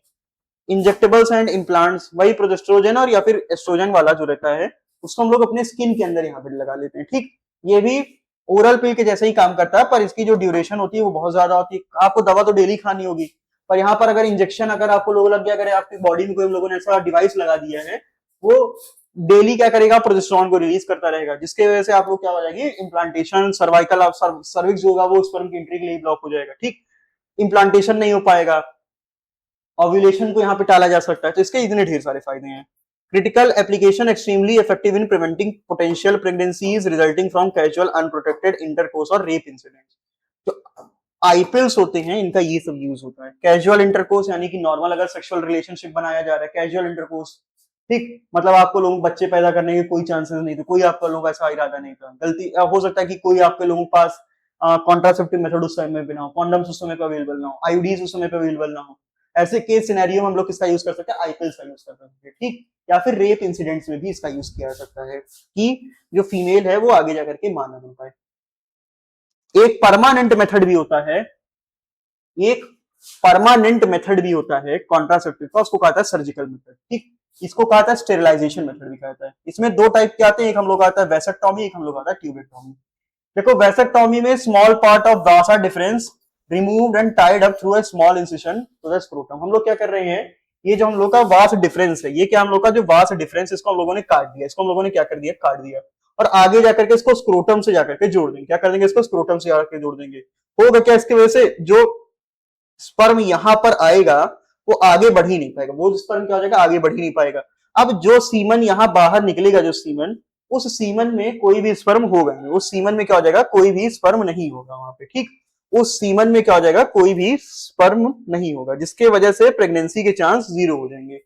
फिर आता है ट्यूबेक्टॉमी। ट्यूबेक्टॉमी में क्या किया था, फेलोपियन ट्यूब को काट दिया जाता है और उसको क्या कर दिया जाता है, बांध दिया जाता है, ठीक। कहां पर इसको टाका इसका लगाया जाता है, एब्डोमेन या फिर वजाइना में इसका। टर्मिनल मेथड यानी से परमानेंटली जो गैमीट्स होते हैं ये आगे बढ़ ही नहीं पाते हैं, ठीक। इसका रिवर्सिबिलिटी रेट 0 होता है, यानी इसके परमानेंट इफेक्ट होते हैं, ठीक। एसटीडी से नहीं बचाया जा सकता इससे। स्टेरिलाइजेशन आर हाईली इफेक्टिव, यानी बहुत ज्यादा इफेक्टिव होती है, though their reversibility rate is very poor, यानी इसको वापस से आप लोग ऐसा नहीं कि इसको वापस से आप लोग 0 कर सकते, यानी वापस से आप लोग इसको इसका रिवर्स नहीं कर सकते इसको, ठीक। ये हम लोग का कुछ ऐसा समरी है, स्क्रीनशॉट आप लोग इसको ले लो। फिर आती है हम लोग की एमटीपी, एसटीडीज और इनफर्टिलिटी के बारे में। तो एमटीपी होती क्या है, एमटीपी का मतलब होता है मेडिकल टर्मिनेशन ऑफ प्रेगनेंसी। क्या मतलब होता है सर इसका, मेडिकल टर्मिनेशन ऑफ प्रेगनेंसी, या फिर नॉर्मल अगर मैं नॉर्मल अगर टर्म इसकी बात करूं तो इसको कहता है इंड्यूस्ड एबॉर्शन। आप लोगों ने सारे कॉन्ट्रासेप्टिव यूज कर लिया या फिर नहीं भी यूज किया, जिसके वजह से क्या हो गया, प्रेगनेंसी हो गई, इम्प्लांटेशन भी हो गया, प्रेगनेंसी भी हो गई। इस प्रेगनेंसी से बचने के लिए आप लोग बच्चे को जन्म नहीं देना चाहते, इससे बचने के लिए आप लोग क्या करोगे, एबॉर्शन करवाओगे। क्या करवाओगे, यहाँ पर एबॉर्शन करवाओगे, इंटेंशनल और वॉलंटरी। इंटेंशनल यानी कि आप लोग अपनी पूरी सूझबूझ के साथ, वॉलंटरी यानी कि आप लोग खुद जा रहे हो बच्चा जो है, जो प्रेगनेंसी उसको खत्म करने के लिए, ठीक।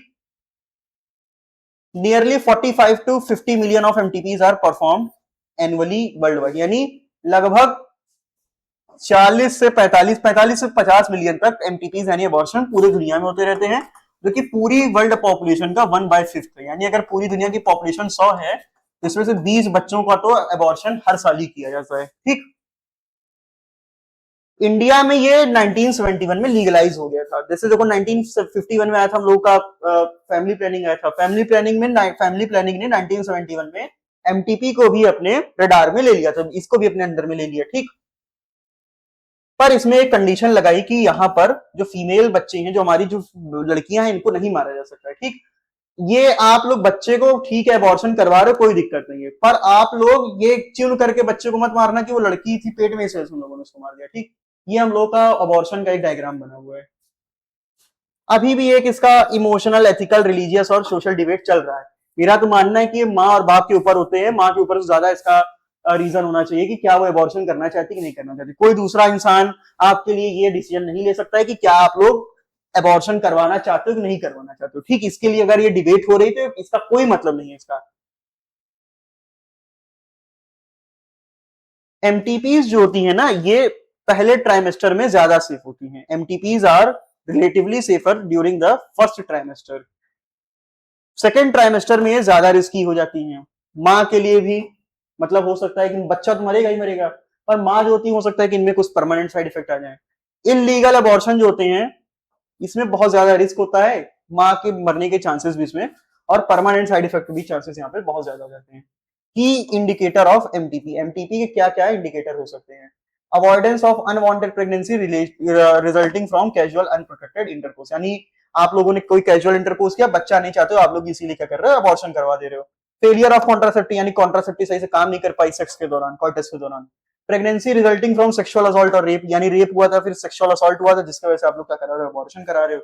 Cases where continuation poses a fatal threat and severe injury to mother and foetus or both, यानी अगर ये प्रेगनेंसी आगे होती है, अगर आगे कंटिन्यू होती है, इससे या तो माँ के ऊपर या तो बच्चे के ऊपर या तो दोनों के ऊपर कोई ना कोई साइड इफेक्ट होगा ही होगा, परमानेंट साइड इफेक्ट होगा, तो हम लोग क्या कर देते हैं, बच्चे को मार देते हैं, अबॉर्शन यहाँ पर करा देते हैं। ठीक। MTP amendment act of 2017। अब यहाँ पर क्या हो गया था कि देखो, अगर 12 हफ्ते के अंदर अंदर, यानी पहले ट्राइमेस्टर के अंदर अंदर अंदर एमटीपी परफॉर्म किया जाता है, तो वो रिलेटिवली सेफर होती है, वो क्या जाती है, ज्यादा सेफ हो जाती है। ठीक। बट अगर यही एमटीपी परफॉर्म की जाए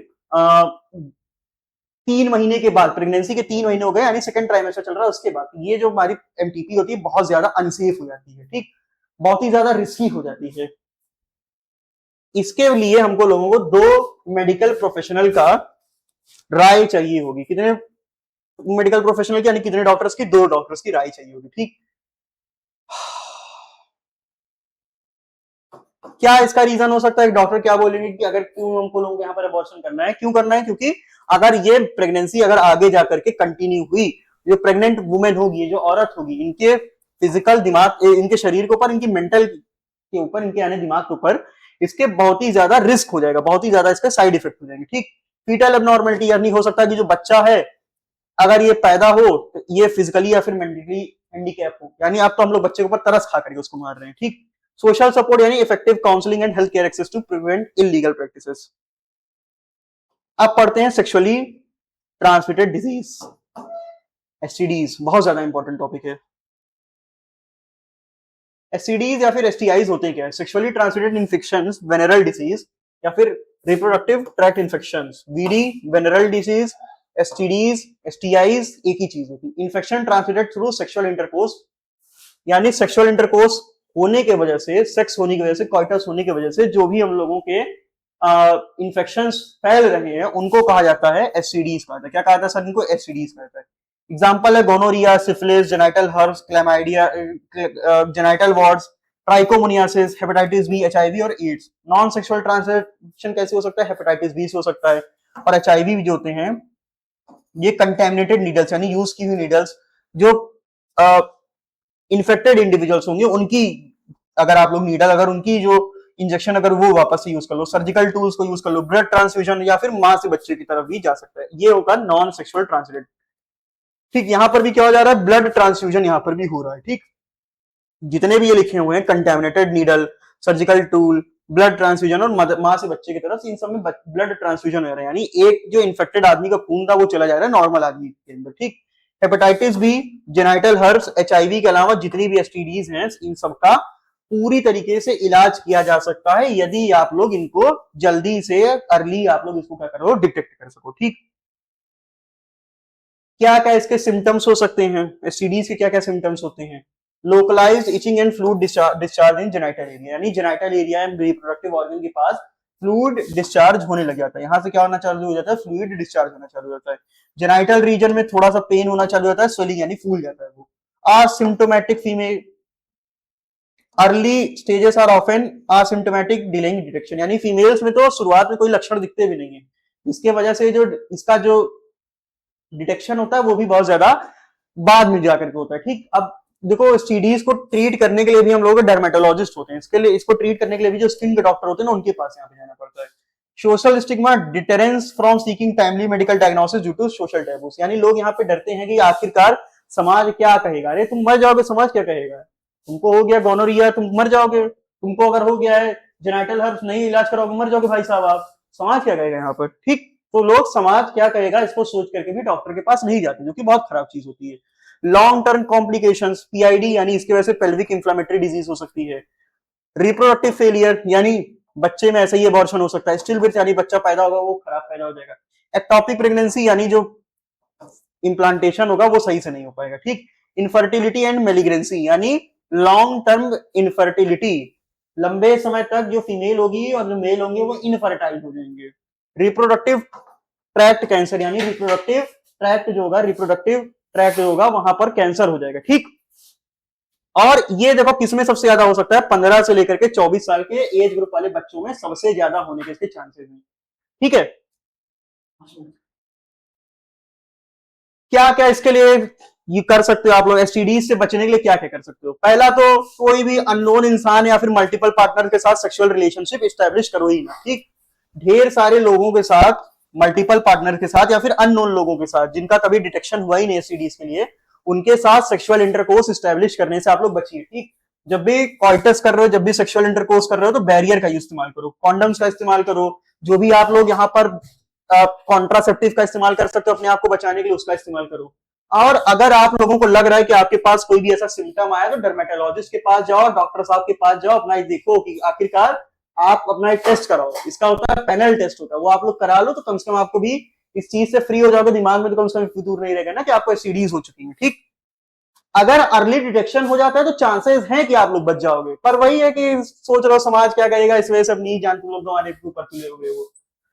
अब इनफर्टिलिटी क्या होता है, देखो इनफर्टिलिटी का जो डेफिनेशन है वो एनसीईआरटी ने लास्ट में जब जाओगे समरी देखोगे पेज की अपने, इस चैप्टर की जो लास्ट में समरी लिखी हुई है वहां पर लिखा हुआ कि इनफर्टिलिटी होती क्या है।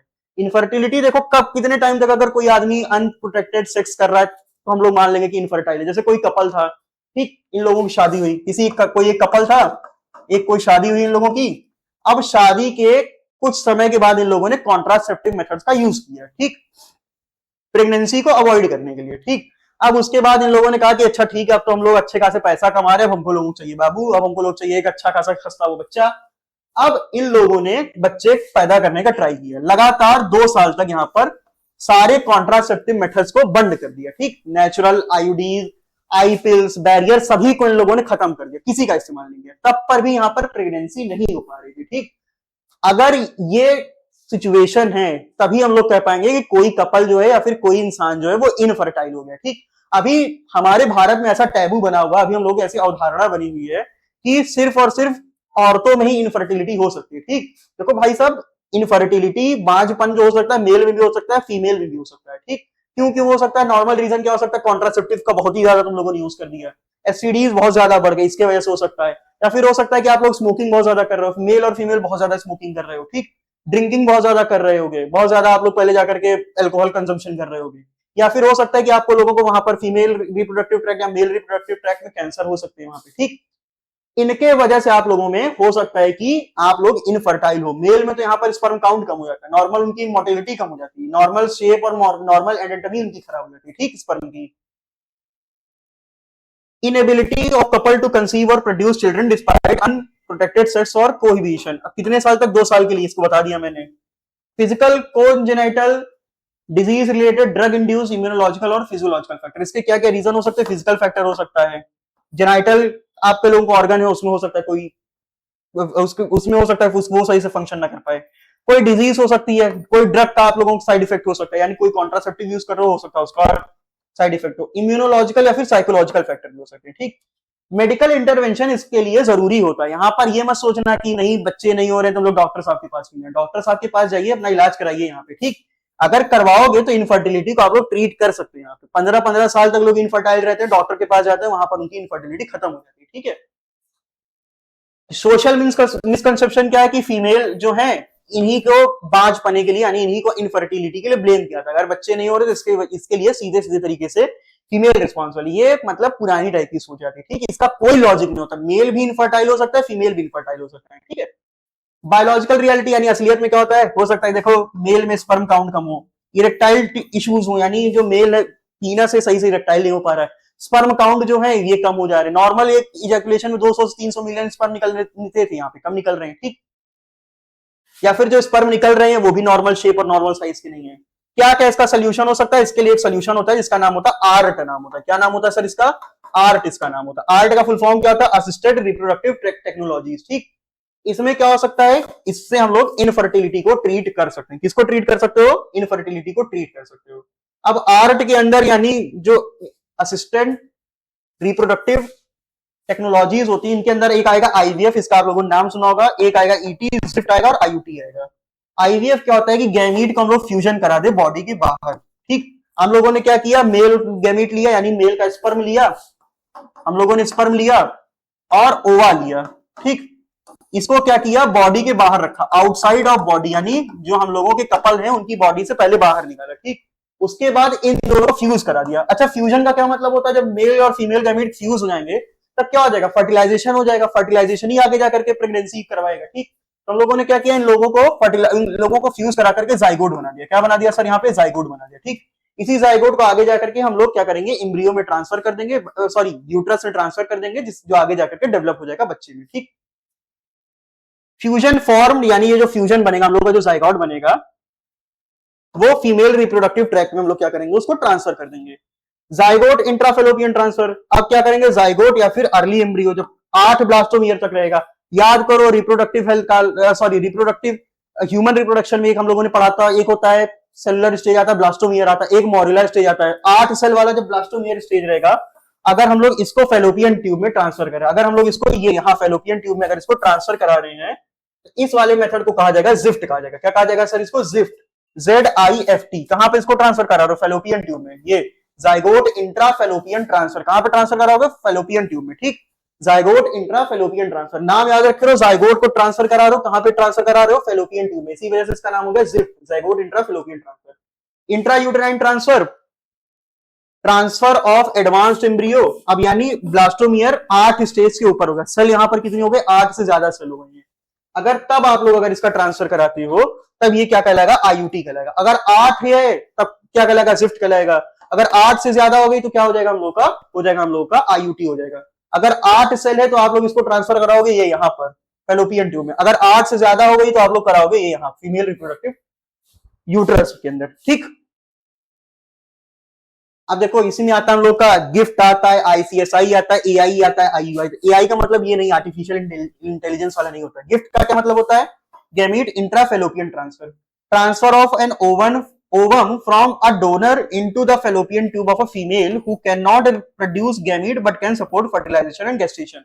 देखो कोई कपल गया डॉक्टर के पास, कपल का डॉक्टर ने करा डिटेक्शन कराया, देखते हैं कि जो फीमेल है इनके जो ओवम है ये सही नहीं है। ठीक, डॉक्टर साहब ने क्या किया? किसी एक डोनर को पकड़ा, यानी कोई एक औरत को पकड़ के लेकर के आया, उनका ओवम इन लोगों ने निकाला। ठीक, उसी ओवम को क्या किया? फीमेल रिप्रोडक्टिव ट्रैक्ट में उसका ट्रांसफर कराया, आगे जाकर के उसका फर्टिलाइजेशन करा दिया। अगर ये फॉलो होता है तो इसको कहा था गैमीट इंट्राफेलोपियन ट्रांसफर। फेलोपियन आप लोग फेलोपियन ट्यूब में किसका ट्रांसफर करा रहे हो? गैमीट का ट्रांसफर करा रहे हो, ओवा का ट्रांसफर करा रहे हो, इसीलिए क्या नाम हो? गिफ्ट नाम हो गया। ठीक, गिफ्ट दे रहे हैं आप लोग, फीमेल को आप लोग क्या कर रहे हो? गिफ्ट दे रहे हो, गैमीट आप लोग दे रहे हो इसको। ठीक, इसीलिए इसका क्या नाम हो गया? गिफ्ट इसका नाम हो गया। फिर ये वाली टेक्नोलॉजी आती है, ये तो अभी इसमें बड़ी अच्छी टेक्नोलॉजी चल रही है, इसका नाम होता है इंट्रासाइटोप्लाज्मिक स्पर्म इंजेक्शन। ये भी एक बड़ा स्पेशल लैब प्रोसीजर होता है। ठीक, इसमें क्या करते हैं? एक हम लोग सिर्फ एक स्पर्म क्या करते हैं? सिर्फ एक सिंगल स्पर्म इंजेक्ट करेंगे सीधे सीधे ओवम के अंदर। ठीक, जैसे ये मैंने लिया ओवम। ठीक, अब क्या करेंगे? एक इंजेक्शन लेंगे यहां पर, इसी एक इंजेक्शन में एक सिंगल हम लोग क्या करेंगे? हम लोग एक सिंगल यहां पर एक स्पर्म रख करेंगे। ठीक, इसी स्पर्म को क्या करेंगे? सीधे सीधे ओवम के अंदर जाकर के डाल देंगे। ठीक, इसका ये जो न्यूक्लियस होगा, इसका ये जो न्यूक्लियस होगा आगे जाकर के मिल जाएंगे और आगे जाकर के हम लोग का फर्टिलाइजेशन हो जाएगा, जिससे आगे जाकर के बच्चे बनेंगे। ठीक, फिर आता है एआई आता है, आर्टिफिशियल इंसेमिनेशन, या फिर IUI. Semen from husband donor is introduce into vagina और uterus for male partner inability और लो स्पर्म काउंट। अब क्या होगा? उस वाले में क्या हो रहा था? गिफ्ट में क्या हो रहा था कि फीमेल की इनकेपेबिलिटी थी, वो सही से गैमेट नहीं प्रोड्यूस कर पा रही। मेल में भी तो इनकेपेबिलिटी हो सकती है, उनमें भी ये दिक्कत हो सकती है। अगर मेल में दिक्कत हो रही तो आप लोग किसका इस्तेमाल करोगे? एआई का इस्तेमाल करोगे, आर्टिफिशियल इंसेमिनेशन का यूज करोगे। ठीक, या तो मेल का आप लोग स्पर्म निकाल करके फीमेल रिप्रोडक्टिव ट्रैक्ट में सीधे ट्रांसफर कर दोगे, या फिर किसी डोनर का यहाँ पर जो स्पर्म रहेगा उसको निकाल करके ट्रांसफर करा दोगे फीमेल रिप्रोडक्टिव ट्रैक्ट में। इसको कहा जाएगा एआई, आर्टिफिशियल इंटेलिजेंस नहीं, आर्टिफिशियल इंसेमिनेशन। ठीक, इंसेमिनेशन आप लोग करवा रहे हो बट आर्टिफिशियली इसको करवा रहे हो। ठीक है, अब अगर ये सब पैसा वैसा आप लोगों के पास नहीं है, हो सकता है आप लोग गरीब घर से आ रहे हो, तो सबसे अच्छा इसका ऑप्शन है कि अडॉप्ट कर लो बच्चे को। जाओ किसी अनाथालय में, वैसे भी इतनी ज्यादा पॉपुलेशन बढ़ी हुई है, वो बच्चे हैं उनके पास तो माँ बाप है नहीं, आपको बच्चे की जरूरत, आप लोग क्या करो, किसी बच्चे को जाकर के, सिंपल है, अडॉप्ट कर लो आप लोग, ठीक। अब अडॉप्शन जो है, आप लोग क्या करो, किसी भी एक ऑर्फेनेज जाओ, यानी अनाथालय जाओ, देखो कि ये वाला बच्चा है, बड़ा हमको लोगों को शानदार लग रहा है, इस बच्चे को क्या करो, अडॉप्ट कर लो, शानदार वानदार मत दिखने लग जाना, ठीक है। और इस समय तो अभी इस साल का क्या हुआ है इंडिया में कि लड़कियां जो हैं, फीमेल चाइल्ड जो हैं, इनको ज्यादा अडॉप्ट किया गया as compared to the male child, ठीक। हमेशा क्या होता था कि लड़कों को ज्यादा अडॉप्ट किया जाता था, लोग सोचते थे कि वंश मेरा कैसे आगे बढ़ेगा, ठीक। बट अभी क्या हो गया, इस साल क्या हो गया, पहली बार ऐसा हुआ 2026 में, जो फीमेल्स है इनको ज्यादा अडॉप्ट किया गया है एज कम्पेयर टू मेल। लड़कों से हर किसी में उम्मीद हार गए हैं। अब आर्ट की क्या क्या लिमिटेशन हो सकती है, इसका देखो, प्रिसीजन जो होता है इसका, असिस्टेड रिप्रोडक्टिव ट्रैक टेक्नोलॉजी का, इसका प्रिसीजन तो बहुत ज्यादा होता है, इसी वजह से हमको लोगों को एक अच्छे डॉक्टर की यहाँ पे जरूरत पड़ जाती है। एक्सपेंसिव होता है, यानी बहुत ज्यादा ये एक्सपेंसिव होता है, बहुत ज्यादा इसमें पैसा खर्चा करना पड़ेगा आप लोगों को, ठीक। इसके वजह से ये लिमिटेड हो जाता है, जहां पे पैसा ज्यादा लगेगा वो क्या हो जाएंगे, वो चीज लिमिटेड हो जाती है, ठीक। और इमोशनल, सोशल, रिलीजियस फैक्टर यहाँ पर इन्फ्लुएंस करेंगे अडॉप्शन को। देखो, अगर किसी बच्चे को मैं अपने घर पे लेकर के भी आया हूं, तो क्या मैं उसको इमोशनली एक्सेप्ट कर पाऊंगा कि ये मेरा बच्चा है कि नहीं? क्या समाज उसको एक्सेप्ट कर पाएगा कि नहीं? समाज से पहले क्या मैं खुद उसको एक्सेप्ट कर पाऊंगा कि नहीं? क्या धर्म के अनुसार मैं उसको एक्सेप्ट करवा पाऊंगा? रिलीजियस फैक्टर भी चले आते, लोग सोचते हैं नहीं ये तो आपका बेटा बन ही नहीं सकता है, ठीक। इन सब के वजह से अडॉप्शन जो होता है ये थोड़ा सा टफ एक प्रोसेस हो जाता है, ठीक। Legal adoption of humane alternative, ये क्या होता है, एक थोड़ा सा ज्यादा अच्छा मेथड हो जाता है, ठीक। एक बहुत ज्यादा अच्छा मोरल एक मेथड हो जाता है। India has numerous orphan and destitute children needing care. अब देखो भारत में क्या है, बहुत ढेर सारे ऐसे बच्चे हैं जिनको ऐसे जाकर के अनाथालय में छोड़ दिया गया है बच्चों को, ठीक। अब इन ये बच्चे भी चाहते हैं, एक फैमिली चाहते हैं, इनको भी एक माँ बाप की जरूरत है। इन माँ बाप के लिए आप लोग इनफर्टाइल हो, तो आप लोग इन बच्चों के लिए माँ बाप के जैसे बन सकते हो आप लोग, ठीक। Indian law permits legal adoption, Bharat का कानून एडॉप्शन करने के लिए, किसी बच्चे को गोद लेने के लिए आपको लोगों को कानूनी, आपको लोगों को परमिशन दिया हुआ है यहाँ पे, ठीक। और ये सबसे ज्यादा अच्छे मेथड्स में से एक है। आपको लोगों देखो, इनफर्टिलिटी में आपको लोगों को क्या चाहिए, बच्चा ही चाहिए आप लोगों को, ठीक। बच्चा कैसे आ रहा है उससे मतलब नहीं होना चाहिए, आपको लोगों को बच्चे चाहिए बस, ठीक। तो ये आपको लोगों को एक बच्चे को एक माँ बाप मिल जाएगा, एक फैमिली मिल जाएगा, और एक माँ बाप को एक कपल को एक बच्चा मिल जाएगा, ठीक। दो के दोनों को यहाँ पे बहुत फायदा हो जाएगा, ठीक। अब ये हम लोगों का चैप्टर जो है ये खत्म हो गया, रिप्रोडक्टिव हेल्थ पूरा का पूरा जो चैप्टर था वो यहाँ पर खत्म हो गया। इस चैप्टर के नोट्स हम लोगों के ऐप पर अवेलेबल हैं, उनको आप लोग चेक करिएगा। कोई भी डाउट हो कमेंट पे आप लोग करिएगा, मैं आकर के उस पर रिप्लाई भी करूंगा, ठीक। इसी तरीके के और भी ज्यादा इंफॉर्मेटिव वीडियोस के लिए हमारे चैनल को सब्सक्राइब करें, लाइक करें, कमेंट करें और शेयर करें। Thank you.